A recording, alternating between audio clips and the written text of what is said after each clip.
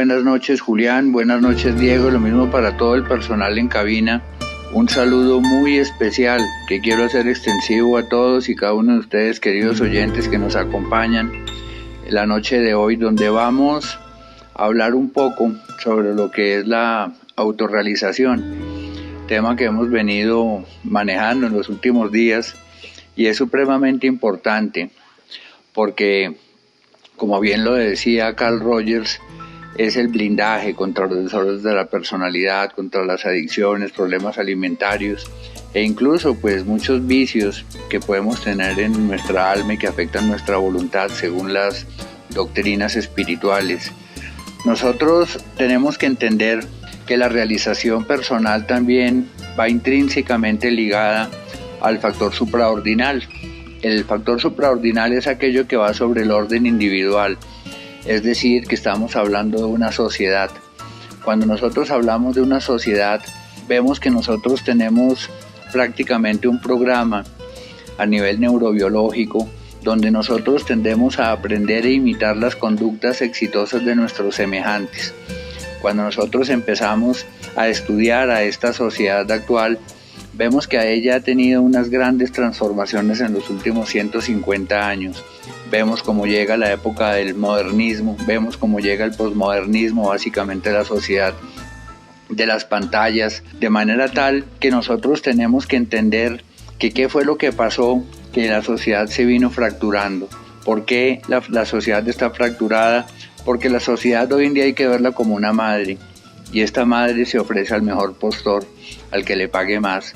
Realmente nuestra sociedad, con mucho dolor, hay que aceptarlo, que está iniciando un proceso ya desde hace años de prostitución, de una venta de sus valores interiores únicamente a través del factor del dinero, que es donde las personas están encontrando su realización personal. Es un pesar porque el mismo Jesucristo nos dice que allá donde está nuestro tesoro estará nuestro corazón. El corazón hay que verlo como la voluntad, como esa fuerza del alma que bien decía Schopenhauer, que contiene el deseo, contiene el querer, contiene la intencionalidad. Por ello nosotros debemos saber buscar cuál es la búsqueda actual del ser humano, qué es lo que nosotros tenemos que empezar a reestructurar interiormente para poder realizarnos.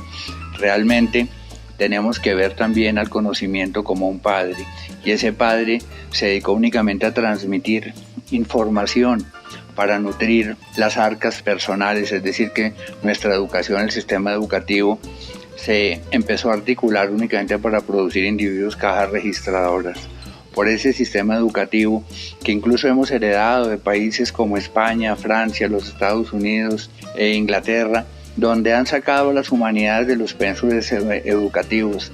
Eso ha sido un gran error porque las humanidades realmente es lo que nos llevan a la cultura del humanismo, y la sociedad, esta madre sociedad, debe retomar nuevamente sus caminos hacia las humanidades y al humanismo, a la comprensión del prójimo y a atesorar valores interiores en una buena medida para poder realizarse a través de ser buenos seres humanos, útiles a nosotros mismos y útiles a la sociedad. Realmente cuando nosotros entendemos qué es lo que está pasando con los conceptos de la banalidad del mal y la banalidad del bien, debemos irnos profundamente a todo lo que nos expone el profeta Isaías. Hay de aquellos que dan al mal por bien y al bien por mal. ¿Qué está pasando con esto? Las cosas buenas que realmente, como la espiritualidad, las humanidades, se les ha dado un significado de cosas malas. Ahí es donde está realmente esa pérdida de significado y pérdida de sentido de la sociedad actual, donde nosotros estamos viendo cómo realmente se ha venido corrompiendo dentro de sus mismas estructuras este factor supraordinal, es decir, que la verdadera realización es a través de los valores interiores, porque los valores materiales van y vienen, el dinero únicamente cambia de manos y realmente, como bien lo dice Jesús, todos estos valores materiales, la polilla y el orín los corrompen y realmente no son los que dan plenitud. El dinero, el atesoramiento del dinero va generando grandes vacíos interiores porque no da plenitud. La plenitud la da una vida espiritual. Entonces, ¿qué estamos viendo? Nosotros estamos viendo una sociedad que está produciendo grandes cantidades de personas con desórdenes de la personalidad, grandes cantidades de personas con adicciones, depresiones, esquizofrenia. Estamos hablando de que las personas con diagnóstico pleno en salud mental superan los 1.500 millones de habitantes en el mundo, diagnosticados y cuantificados, pero ¿cuántas personas más conllevan sus vidas sin haber sido diagnosticadas? Así nosotros tenemos que entender que de igual manera por la parte espiritual estamos en una sociedad agnóstica, una sociedad que se ha distanciado de lo que es realmente sustantivo e imprescindible. Muchos han cogido a Dios como un accesorio o simplemente como algo que no existe, cuando es lo más importante, es lo verdaderamente sustantivo. Y de esa buena relación con Dios, de una relación ordenada con la creación, es que surge la plenitud interior. Así, nosotros estamos viendo que estamos produciendo individuos fracturados interiormente. El yo, la personalidad, se está desintegrando. ¿Por qué razón? Porque ese yo realmente se ha venido descomponiendo en sus aspectos. Las personas tienen un yo ideal completamente marcado por esa cantidad de información que está inundando a las personas. ¿Qué pasó desde la posguerra? Estamos encontrando que nace la televisión empieza a brindar una cantidad de información y así las personas empiezan a querer realizarse a través de todos esos estereotipos que van cogiendo de la televisión, del cine, y es donde entra todo el rol de Hollywood, generando cantidades de obras de ficción, generando estereotipos de hombres invencibles, de hombres agresivos, de hombres tomatrago, de mujeres fáciles, y ese es el aprendizaje y la realización que se está generando a través de ese metaconcepto del factor supraordinal. Cuando nosotros hablamos de estos metaconceptos, nos referimos con plena claridad a que es un concepto que va mucho más allá de lo establecido, como podemos plantear sobre el efecto Werther. El efecto Werther es un efecto en donde el ser humano tiende a copiar cosas terribles, en donde en una novela de Goethe en 1774 el protagonista termina acabando con su vida y suicidándose. Dentro de todos los temas de psicología, básicamente se aplica mucho al suicidio. ¿Por qué no se debe hablar en público ni hacer información, por ejemplo, del suicidio que está llevando a tantas personas? Porque el efecto Werther, cuando una persona que tiene una intención suicida, una ideación suicida, que son cosas diferentes que veremos más adelante, sabe que alguien lo hizo, eso va a generar un factor de arrastre enorme, pero a través de la información que únicamente promueve tener altos ratings, vender dinero, realmente no se está pensando en las consecuencias que se pueden derivar de estas informaciones. Así como todo este síndrome hollywoodesco ha arrastrado cantidades de personas a romper sus valores interiores y a generar falsos estereotipos, este efecto Werther debemos llevarlo a un metaconcepto donde los seres humanos están queriendo copiar lo malo. Y en los términos de suicidio, este efecto ha sido completamente catastrófico. Vimos en Japón hace unos años cómo hubo una oleada de suicidios de más de 45 personas. Recién Goethe publicó su novela en 1774, hubo 44 casos de suicidio inmediatamente posterior a la publicación de la novela, que llegó a ser un éxito a tal punto que la llegaron a prohibir en Italia y en España. Así, nosotros estamos viendo que este tema del suicidio es absolutamente delicado, es un tema que hay que manejarlo con muchísima prudencia, porque podemos estar llevando a personas a quitarse la vida, y realmente todo este escenario del suicidio es supremamente caótico, supremamente ruinoso y doloroso para la familia del suicida. ¿Qué estamos nosotros viendo? Que incluso hay casos donde se nos presenta el síndrome de Empédocles en el suicidio, que el suicidio no es como un escapismo, sino como un acto completamente heroico, tomado precisamente de donde el mismo Empédocles, el filósofo, se subió allá al volcán Etna y se arrojó al vacío a quemarse en la lava, para pasarle a la historia por eso como un héroe que había logrado quitarse la vida.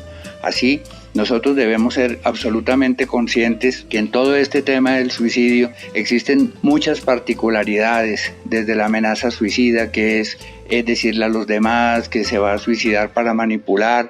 Está también, por ejemplo, lo que es la ideación suicida, que es ese pensamiento recurrente: hombre, me pudiera suicidar, me podría quitar la vida. Está la intención suicida, que es ya tener el acto de ese deseo intrínseco con un impulso que quiere llevar a la persona a hacerlo, y ya pues los los actos suicidas que son muy particulares en los clúster B, por ejemplo, donde los podemos perfectamente interpretar como en la conducción a altísimas velocidades, actitudes completamente temerarias. Así nosotros estamos viendo que el suicidio no obedece siempre a la depresión. El suicidio puede ser un acto osado, descabellado, que lleva a la persona, movido por este síndrome de Empédocles, a leerlo como algo completamente heroico. Estamos viendo cómo esta misma sociedad está llevando a jóvenes al suicidio, a niños que hemos tenido casos en el país que se han suicidado. ¿Qué es lo que estamos produciendo entonces nosotros en esta sociedad? ¿Qué es ese efecto que estamos nosotros generando en nuestros jóvenes? Y es muy atribuible a las malas legislaciones completamente egoístas que están únicamente pensando en las minorías y legislando por minorías, llevando a las personas bajo las tales premisas del libre desarrollo de la personalidad, incluso arrastrar al dolor a la familia. Nosotros recordamos que siempre dentro de las leyes espirituales se busca el mayor beneficio al mayor número de personas, es decir, que esa es la misma política de la democracia, donde se gobierna y se legisla para las mayorías y no para las minorías. Así estamos en pos de proteger a unas minorías de una manera completamente egoísta, arrastrando a las grandes masas del pueblo a la desolación, a las enfermedades mentales, a las drogas, a las adicciones, y es por haber deshumanizado realmente la educación, la exclusión de las humanidades, de la historia, la geografía. Dan conciencia, dan cultura, porque conciencia es cultura y cultura es conciencia. Estamos viendo cómo históricamente desde ya el poeta Baudelaire, él empieza a generar los primeros puntos para que se gobierne a través de los derechos de las minorías, de los derechos del individuo, y empieza todo este esquema de contracultura que muchas veces se convierte sin incultura. Una sociedad realmente se juzga por el arte. El arte es la expresión de su época. ¿Y qué arte nosotros estamos viendo, por ejemplo, hoy en día en el cine, en el teatro, en la música? Es algo que realmente ha perdido, como bien decía Vasily Kandinsky, la manifestación estética del espíritu, a través de plasmarla, a través de una figura virtuosa y estética. Así, nosotros estamos viendo que esta sociedad está en decadencia. Obviamente, si la sociedad está en decadencia, el individuo entra en decadencia, y por ello a motus propio y a nivel familiar nosotros debemos promover la cultura, enseñar a nuestros hijos todo lo que son la historia de las religiones, enseñar a nuestros hijos desde la mitología griega y fomentarlos en valores desde el mismo ejemplo, para no caer nosotros en ese mercantilismo donde el dinero es lo más importante y es el máximo valor. Nosotros debemos promover la honradez, la honestidad, la integridad, la humildad, que es lo que realmente va a promover la salvación del máximo valor que nosotros tenemos, que es el mundo espiritual, el alma humana, que es la que trasciende más allá de la muerte y viene antes del nacimiento. Por ello es tan importante que nosotros entendamos que la realización personal debe ser en ser buenos con nosotros mismos, buenos con nuestra familia, buenos con el prójimo, pero realmente esta sociedad está deshumanizándose y entrando en una cantidad de acciones contra natura, como bien las podría llamar Peter Singer, ex decano de filosofía de Harvard. ¿Qué estamos haciendo nosotros con nuestra juventud, con nuestro mayor tesoro? Estamos realmente deteriorando sus ejes interiores a través del desbonoramiento de sus valores interiores. Cómo se combate la corrupción, cómo se combaten las adicciones, las enfermedades mentales. Eso no es un proceso de 2, ni de 3 días, ni de 5 meses. Eso es un proceso que va a tardar años, con movimientos muy bien estudiados, inteligentemente calculados, llenos de sentido de consecuencia, donde empecemos nosotros a sembrar la semilla en nuestra juventud, en nuestros niños, de unos buenos adultos que realmente den frutos de vida y no de muerte. Así nosotros estamos promoviendo a través del sistema educativo únicamente unas inteligencias analíticas, únicamente una información que cuantifica, que cosifica al ser humano, y nos estamos olvidando realmente de lo que es la inteligencia emocional, la inteligencia social y, lo más importante, la inteligencia espiritual. Cuando nosotros vemos a una persona con inteligencia espiritual, inmediatamente nos vamos a dar cuenta que hay conciencia. No la conciencia como la ven muchos únicamente como el hecho de estar despierto, como bien decía Edmund Husserl, uno de los grandes padres de la psicoespiritualidad, el estado de conciencia. Realmente nosotros debemos entender esto, es como la conciencia de estado, donde realmente la persona procura un desarrollo sostenible del sí mismo, un desarrollo sostenible de la familia, un desarrollo sostenible de la sociedad, sociedad, un desarrollo sostenible del planeta, y es cuando hablamos de individuos que realmente son conscientes, que tienen conciencia, tienen esa conciencia encendida, y es ese paso que debemos nosotros realmente dar del Homo sapiens al sapiens sapiens, y hoy en día, como lo he expuesto en múltiples conferencias, al Homo consciens, a un individuo completamente consciente de su propio ser, de su interacción en el mundo, donde actúe siempre por el desarrollo sostenible del sí mismo y de sus entornos. Así, nosotros debemos entender que la cultura se fue desboronando. De esas épocas victorianas, la diferencia de clases vino a producir todo lo que fue el modernismo de las épocas de las grandes revoluciones, la revolución rusa, la revolución china, las revoluciones en diferentes países del mundo que se opusieron completamente a estas épocas victorianas, y ahí empiezan a surgir los primeros cismas reales dentro de la creencia, no dentro de la iglesia, sino hacer estas rupturas hacia el materialismo y hacia el ateísmo. Ya después se nos vienen todos estos movimientos contraculturales que, aprovechándose de todos estos medios informáticos, como informamos en charlas pasadas, fueron aprovechados por los mismos nazis que vieron el potencial del cine. ¿Para qué? Para convencer y manipular a las masas, y después todo esto fue llevado a los Estados Unidos por Edward Bernays, un sobrino de Freud, que fue el encargado de generar todas esas psicologías del comprador para convencer a las personas de que se vive es por consumir y para consumir, llevando a las personas a la compra de cosas completamente innecesarias, incluso promovidos por lo que se llama la bella basura. Compramos en el mercado grandes paquetes, grandes etiquetas que muchas veces cuestan más que el contenido. Esta sociedad consumista, materialista, vino a promover realmente todos los movimientos antihumanistas, que es lo que estamos experimentando el día de hoy.